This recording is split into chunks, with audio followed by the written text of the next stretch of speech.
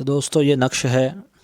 بہت سارے دوست ہمارے کہہ رہے تھے کہ میاں بیوی میں آپس میں لڑائی جھگڑے رہتے ہیں اور پریشانی رہتی ہیں، طلاقیں بھی ہو رہی ہیں، تو ان کی محبت کے لیے کچھ نقش بتایا جائے اور عمل بتایا جائے۔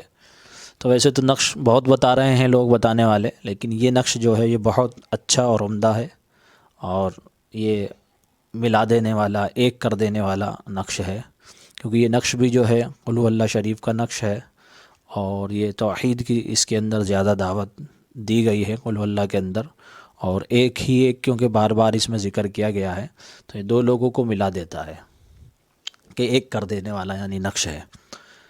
تو اس کی چال آپ سمجھیے یہ کیسے بھری جائے گی، کیونکہ ہم یہاں دونوں چیزیں سمجھائیں گے، نقش بھی بتائیں گے اور اس کی چال بھی بتائیں گے۔ دیکھیے یہ 8 کھانے والا نقش ہے، یعنی ادھر سے بھی اس کے 8 کھانے ہیں اور ادھر سے بھی اس کے 8 کھانے ہیں، 1 2 3 4 5 6 7 8۔ اس نقش کو بھرنے کے لیے کیا کرنا پڑتا ہے؟ قل هو اللہ شریف کو جو ہے 15 حصوں میں الگ الگ لکھ لیا جائے، اور ہر حصہ ایک خانے میں لکھتے چلے جائیں۔ جیسے آپ یہاں دیکھیں گے، یہ دیکھیے اس میں قل هو اللہ شریف جو ہے وہ کہیں خانوں میں لکھی ہوئی ہے، دیکھیں اس طرح، قل اس خانے میں، ہوا اس خانے میں، اللہ اس خانے میں، احد، پھر اللہ، پھر الصمد، پھر لم یلد۔ اب آپ اس کو پوری کو پڑھیں گے تو اسی طریقے سے پڑھی جائے گی جیسے قرآن میں پڑھا جاتا ہے، قل هو اللہ احد اللہ الصمد لم یلد۔ اب نیچے کی طرف ادھر سے آئیں گے ہم، ولم یولد ولم یکن لہ کفوا احد۔ یہ پوری قل هو اللہ ہو گئی۔ اس نقش کی خاص بات وہی ہے جو اس سے پہلے سمجھائی گئی، چاہے آپ اس کو ایسے پڑھیں تب بھی یہ پوری قل هو اللہ پڑھی جا رہی ہے ایک ہی مرتبہ، اور چاہے آپ اس کو ایسے پڑھیں، یہاں سے دوسرے خانے میں آئے اور پھر اتر کر نیچے ایسے چلے گئے، چاہے تو ایسے اتر جائیں اور چاہے ایسے اتر جائیں، یہ کونے میں جا کر نیچے آئیں یا یہاں جا کر نیچے آئیں تب بھی ایسے ہی آئے گی، اور چاہے آپ ادھر جائیں اور پھر آپ سیدھے نیچے اترتے چلے جائیں دوسرے سے، یعنی آخر میں نہ جا کے۔ اسی طریقے سے تیسرے یہاں آ کر آپ نیچے اتریں اور ادھر جائیں تب بھی پوری قل هو اللہ ہے، یہاں آئیں گے اس لائن پہ نیچے اتریں گے پوری۔ کل ملا کر یہ ہے آپ کسی بھی لائن میں آئیں، آپ نے یہاں سے پڑھا قل ہو، ٹھیک ہے نا، آپ نیچے اتر جاؤ سیدھا، اللہ ہو احد اللہ الصمد لم یلد ولم یولد ولم یکن لہ کفوا احد۔ دیکھیے، اور چاہے آپ سیدھے ایسے اتر کر پڑھ لیں، چاہے ایسے پڑھیں چاہے ایسے پڑھیں، کسی بھی طرح پڑھیں، اور یہی نہیں کہ اوپر سے ہی اور یہی بس آپ یہاں اترے اور ادھر چلے اور یہاں بیچ میں سے اتر گئے پھر ادھر چلے، تو کدھر سے بھی آپ جائیں گے تو پوری قل هو اللہ آئے گی۔ یہ اس نقش کی خاصیت ہے، یعنی کوئی سے بھی کھانے میں سے کوئی سا کھانا پڑھیں آپ، یعنی آگے کی طرف، تو وہ پوری قل هو اللہ آئے گی۔ اس کا طریقہ وہی ہے جو پچھلی ویڈیو میں سمجھایا گیا تھا۔ یہ جو پہلا کھانا ہوتا ہے اور یہ آخر کا کھانا اس نقش میں، یہ دیکھیے آپ یہ بھی کہہ سکتے ہیں یہ دونوں طرف سے، یعنی یہ بھی ادھر سے پہلا ہے یہ ادھر سے پہلا ہے، جی ہاں۔ تو ہم کیا کریں گے، یا پہلا اور آخری شمار کر لیجئے، پہلے کھانے کو ہم ایک ہی مرتبہ رہنے دیں گے، دوسرے کھانے کو ہم 2 مرتبہ لکھیں گے ایسے، یہ دیکھیے ہوا اس میں لکھا ہوا ہے، ہوا اس میں، اسی طریقے سے تیسرا کھانا ہے، اس کو 3 بار لکھیں گے، 1 2 3، چوتھے کھانے کو 4 بار، 1 2 3 4، پانچویں کھانے کو 5 بار، 1 2 3 4 5۔ آڑے اس میں اس طریقے سے یہ نیچے کی طرف اترتا ہوا آ جائے گا، یعنی ادھر سے ادھر تک اس طرح آئے گا نیچے، پانچواں 5 بار، چھٹا پھر 6 بار، 1 2 3، سمجھ جائے نا، یہ 1 2 3 4 5 6، اور پھر یہ 7واں جو ہے کھانا اس کو 7 بار، 1 2 3 4 5 6 7، یہ 8واں ہے، اس کو ہم 8 بار لکھیں گے، 1 2 3 4 5 6 7 8۔ جب ہم یہاں پہنچ جائیں تو پھر ہم اس کو چاہے تو ادھر ہی سے کر سکتے ہیں، لیکن یہاں پہنچنے کے بعد ہم اس کو ادھر سے شروع کر دیں گے، یہ ادھر سے پہلا ہوا یا آخری سمجھیے، اس کو بھی ایک ہی بار لکھیں گے، ادھر سے دوسرا یہ ہے، یہ دوسرا، چاہے آپ یہ سمجھ لیجئے دوسرا، تو ہم اس کو 2 بار لکھیں گے، اس کو 3 بار، اس کو 4 بار، اس کو 5 بار، اس کو 6 بار، اور اس کو یہاں سے 7 بار۔ ایک بار پوری قل هو اللہ ایسے لکھ لی جاتی ہے ایل کے انداز میں یہ، پھر اس کے بعد ہم اس کو اس طریقے سے کرتے چلے جاتے ہیں۔ ایک طریقہ تو اس کا یہ ہے۔ دوسرا طریقہ اس کا یہ ہے، اس کو جیسے ہم نے پہلے کو 1 بار لکھا، دوسرے کو 2، تیسرے کو 3 بار، چوتھے کو 4 بار، پانچویں کو 5 بار، چھٹے کو 6 بار، اور ساتویں کو 7 بار، اور آٹھویں کو، یہ 8واں کھانا ہے، 8 بار، ٹھیک ہے نا۔ پھر یہ 9ویں کو ہم 9 بار نہیں لکھیں گے، اس کو کم کریں گے، کیونکہ آسان طریقہ جو ہے وہ میں نے ادھر سے آپ کو کر کے بتا دیا جی۔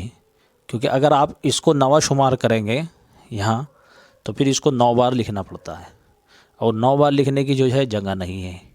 تو آپ چاہے اس کو پہلا سمجھیے، یا پھر یہ کہیے کہ آخری سے چال بھرتی ہوئی آئے گی، آخر کا 1 بار، پھر اس کے بعد کا 2 بار، 3 بار، یعنی کل ملا کر نتیجتاً وہی بات آتی ہے۔ چاہے آپ اس کو بھی پہلا سے شمار کریے، اس کو بھی پہلا شمار کریے، اس کے 2 سرے مانے جائیں گے، یا اسے پہلا شمار کیے، اس کو آخر، بات ایک ہی ہے۔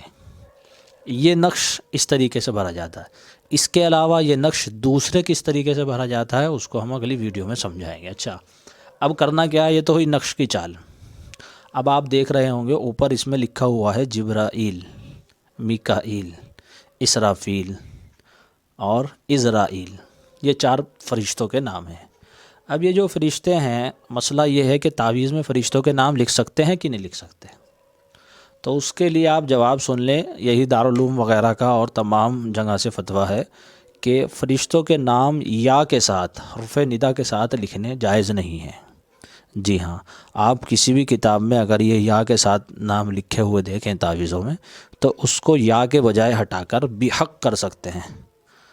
جی ہاں، بحق، یہ اس طریقے سے۔ تو اگر آپ ان 4 فرشتوں کے نام اس کے کونے پر لکھنا چاہتے ہیں اور لکھ سکتے ہیں، تو با اور ہا اور کاف کے ساتھ لکھیے۔ جی ہاں، یہ مطلق نہ لکھیے، یعنی یہ نہ تو یا کے ساتھ اور نہ کسی بھی چیز کے ساتھ، بلکہ اس کے ساتھ تو لکھ سکتے ہیں، ایسے ہی اس کو، ایسے ہی اس کو آپ کر سکتے ہیں۔ دیکھیے، یہ میں کر کے دکھا دیتا ہوں۔ یہ تو اس صورت میں جائز ہے۔ 786 بسم اللہ ہوتی ہے، اس کو بھی لکھ سکتے ہیں، ٹھیک ہے نا۔ یہ نقش عربی ہے، عربی سے مراد عربی میں پورا نقش بھرا ہوا ہے۔ اب یہاں کا مسئلہ آیا ہے، یہ نیچے کا، الحب فلاں ابن فلاں یا فلاں بن فلاں۔